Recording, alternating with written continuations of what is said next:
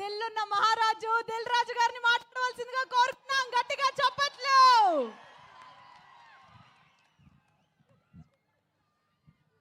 Sir మామూలు viral అవ్వద్దు, ఈ స్పీచ్ మామూలు వైరల్ అవ్వద్దు. బస్తీ మే సవాల్. శ్రీముఖి వైరల్ కావాలా సార్? Please sir. ఏం దావా చేసుకుందామా?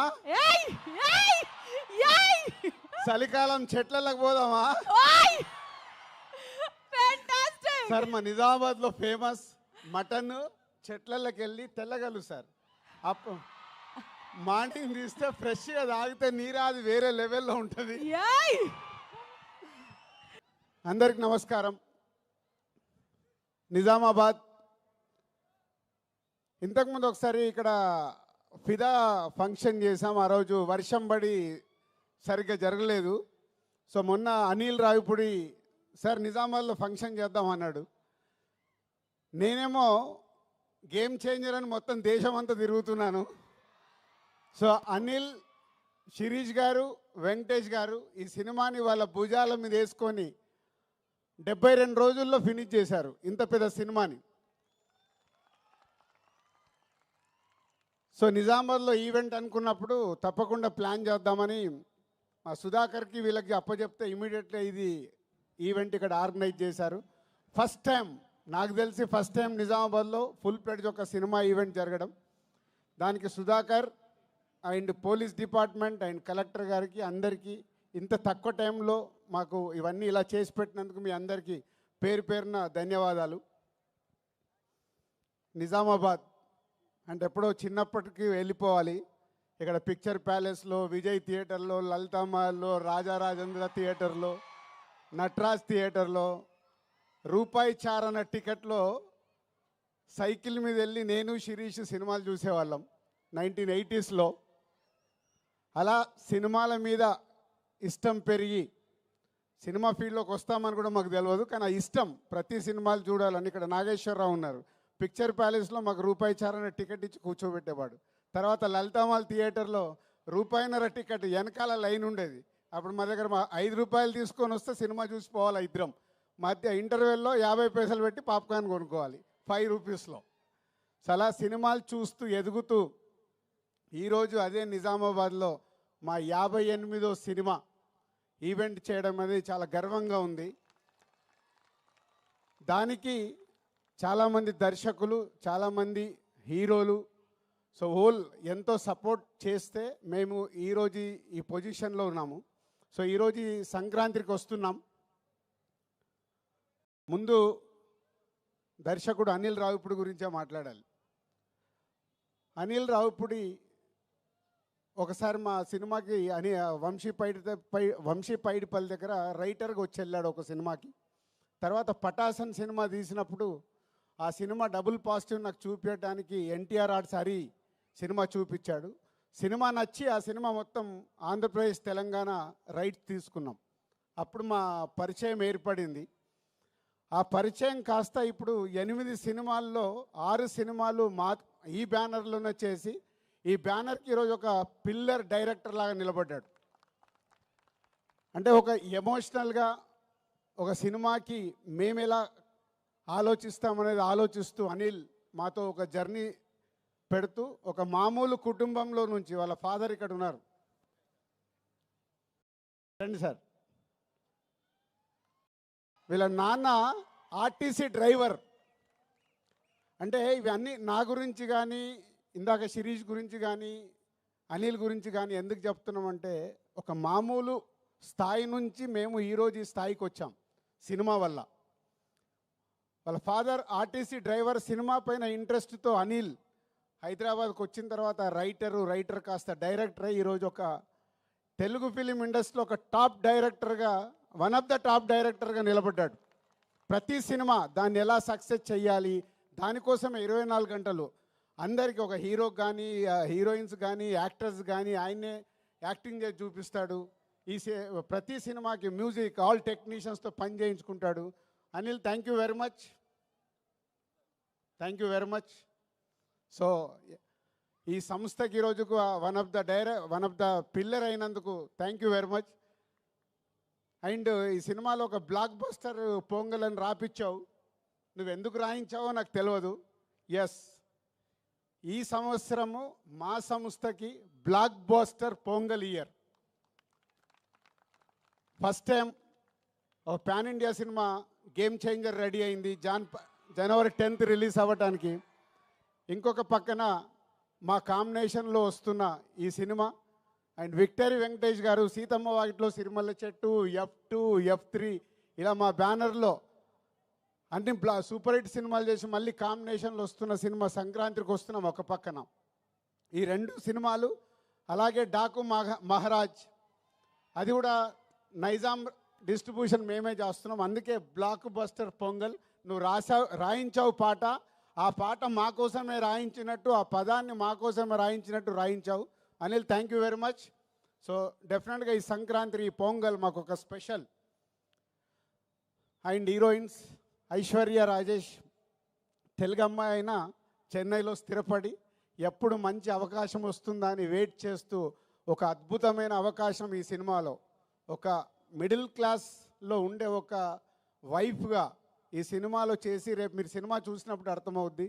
మీరు కడుపు పట్టుకొని కడుపు నవ్వుతూనే ఉంటారు. ఆ అమ్మాయి అంతా న్యాచురల్ పర్ఫార్మెన్స్తో అద్భుతంగా చేసింది. పోతే ఐశ్వర్య రాజేష్ గారి గురించి ఒక మాట చెప్పాలి. ఈ మధ్య ఒక డైరెక్టర్ నాకు కథ చెప్పాడు, మన ఇట్లా కజిన్స్ మీద, ఒక అమ్మాయి 3 అబ్బాయిల కజిన్స్ కథ, క్రాంతి మాధవ్. సో చెప్తే, సరే నేను ఐశ్వర్య రాజేష్ గారిని అనుకుంటున్నాను, 3 ఇలా అబ్బాయిలు కావాలి అని అంటే, అప్పుడు చెప్పాను, ఇప్పుడు అలాంటి సినిమాలకు ప్రేక్షకులు ఓటీటీలో చూడటానికి రెడీ అయ్యారు, థియేటర్కి ఎలా వస్తారయ్యా, నువ్వు ఆగు అని ఆపాను. అప్పుడే ఈ అవకాశం వచ్చింది తనకి.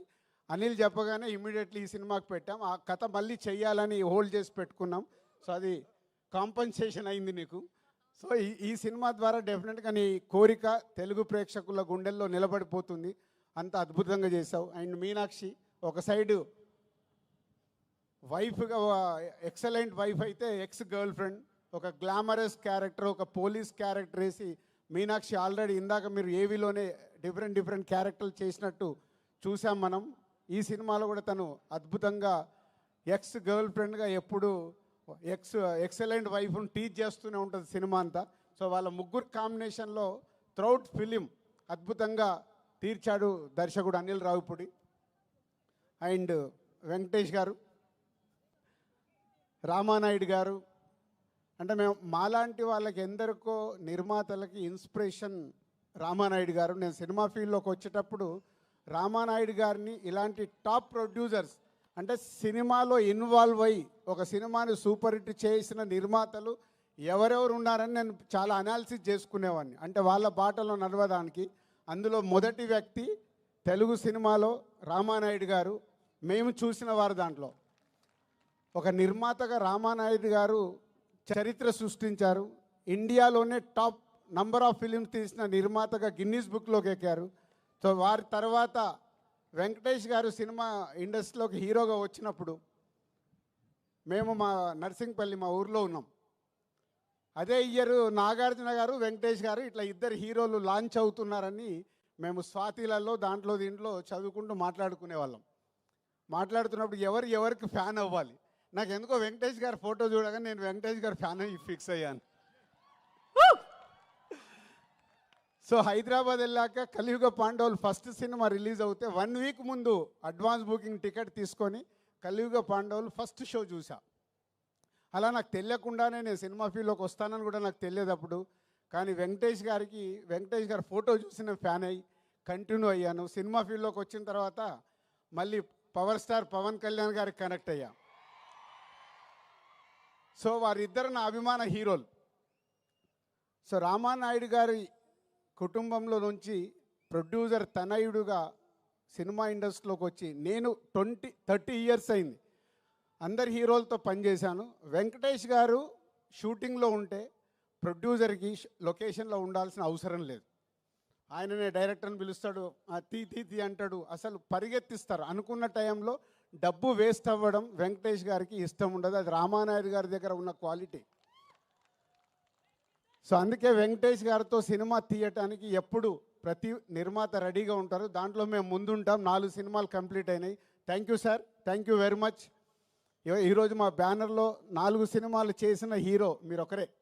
4 ఇంకెవరు రికార్డు బ్రేక్ కాలే, అందరు 3 దగ్గర ఆగారు. డైరెక్టర్ ఒకటే, డైరెక్టర్కి అప్పుడే చెప్పా. హీరోగా కూడా వెంకటేష్ గారే 4 సినిమాలు బ్యానర్లో. అందరూ 2-3 సినిమాలు చేసిన హీరోస్ అందరు ఉన్నారు. Thank you sir. నిర్మాతని అంత ప్రేమగా అద్భుతంగా చూసుకునే హీరో మీరు. సో మీలాంటి వారు సినిమా ఇండస్ట్రీకి ఎంతో ముందుకెళ్ళటానికి, ముందు తరాలకు కూడా మీలాంటి వాళ్ళు ఎగ్జాంపుల్ అవుతారు. మిమ్మల్ని చూసి నెక్స్ట్ జనరేషన్ హీరోలు కూడా, నేను ఇందాక రామానాయుడు గారిని చూసి ఎలా అయితే నేర్చుకున్నానని చెప్తున్నానో, వెంకటేష్ గారిని చూసి నెక్స్ట్ జనరేషన్, యంగ్ జనరేషన్ వాళ్ళందరూ వాళ్ళు చేస్తుంది చూస్తే చాలా ఉపయోగం. సో మీలాంటి వారందరికీ thank you very much. And సంక్రాంతికి వస్తున్నాం. సినిమా ఈ కథ విషయంలో అనిల్ ఎప్పటి నుంచో నాకు 3 కథలు చెప్పాడు. అనిల్ గుర్తుందో లేదో, 3 డిఫరెంట్ స్టోరీస్. ఈ కథ నాకు ఫైనల్ చెప్పినప్పుడు ఆ 3 కథల్ని తీసుకొచ్చి ఈ స్టోరీలోనే పెట్టుకున్నాడు. అంటే మామూలుగా అయితే డిఫరెంట్గా ఆలోచించుకుంటే 3 ప్రాజెక్ట్స్ అవుతాయి. లేదు, ఈ సినిమాని సూపర్ హిట్ చేయాలంటే అన్ని ఎఫర్ట్స్ తీసుకొచ్చి ఈ సినిమాలో పెట్టాడు. ఈ సినిమా గురించి నేను ఎంత ఎక్కువ మాట్లాడాల్సిన వచ్చినా మాట్లాడవచ్చు, ఎందుకంటే it's going to blockbuster hit. ఇది అనిల్తో నా జర్నీలో నేను ముందే చెప్పేస్తూ ఉంటాను. అనిల్కి నాకు అనిల్ ఇది హిట్ సినిమా, అనిల్ ఇది సూపర్ హిట్ సినిమా, ఇలా ఎప్పుడు నేను కొంచెం ఓపెన్గా మాట్లాడుతూ ఉంటాను. దాన్ని 90% అనిల్కు అర్థమవుద్ది, 10% అప్పుడప్పుడు ఏంటి రాజుగారు నాది కొంచెం తక్కువ చెప్తున్నానని కూడా అనుకుంటాడు. బట్ ఈ సినిమా విషయంలో కథ విన్న దగ్గర కానీ, మొన్న నేను ఫైనల్ నాకు సినిమా చూపించినప్పుడు కానీ, it's a going to block buster hit. ప్రేక్షకులకి కడుపుప్ప నవ్విస్తూ, ఇందాక మీరు ట్రైలర్లో చూశారు, excellent wife ex girl friend. ప్రతి ఒక్కరికి ఎక్కడో ఒక దగ్గర లైఫ్లో 90% జనాలకి తగులుతుంది ఇది. సో త్రౌట్ ఎంటర్టైన్మెంట్ నింపుతూ నవ్విస్తూ బ్లాక్ బాస్టర్ పాటలు చేయించుకున్నాడు. వచ్చిన 3 పాటలు ఇంకో పాట రావాలి. బీమ్స్ అద్భుతమైన మ్యూజిక్ ఇచ్చాడు. అనిల్ కూర్చోబెట్టుకొని పాటలు రాయించుకున్నాడు. అన్నీ అంటే ఈ సినిమాకు కావాల్సిన 360 డిగ్రీస్ అన్ని పేర్చుకొని సంక్రాంతికి బ్లాస్ట్ చేస్తూ ఒక బ్లాక్ బాస్టర్ హిట్ తీసుకురాబోతున్నాడు.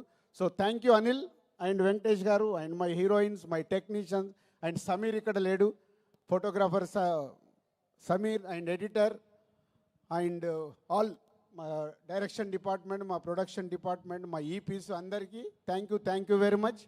అండ్ ఈ సినిమా నా పైన బాధ్యత లేకుండా ఈ సినిమాను కంప్లీట్ చేసి 72 రోజుల్లో మాకు ఒక బ్లాక్ బాస్టర్ ఇస్తున్న హోల్ టీమ్కి మీ అందరికీ thank you very much. Thank you so much Dil Raju garu. ఇలాంటి ఈవెంట్స్ మీరు మరెన్నో, అంటే మళ్ళీ సక్సెస్ మీట్కి మీరు రావాల్సిందిగా కోరుకుంటున్నాం. సరే, ఈ మధ్య మా శిరీష్ అండ్ ఫ్రెండ్స్తో రెగ్యులర్గా, ఇందాక నేను చెప్పినా కదా, దావత్కి వస్తున్నారు, నేను మిస్ అవుతున్నది. ఈ 2 సినిమాలు సంక్రాంతికి రిలీజ్ అయ్యి సూపర్ హిట్ అయ్యాక చెట్లలోకి వచ్చి నేను దావత్ చేసుకొని పోతా. అది సార్, దావత్ ఖచ్చితంగా జరగాల్సిందే. గట్టిగా చప్పట్లు దిల్ రాజు గారికి.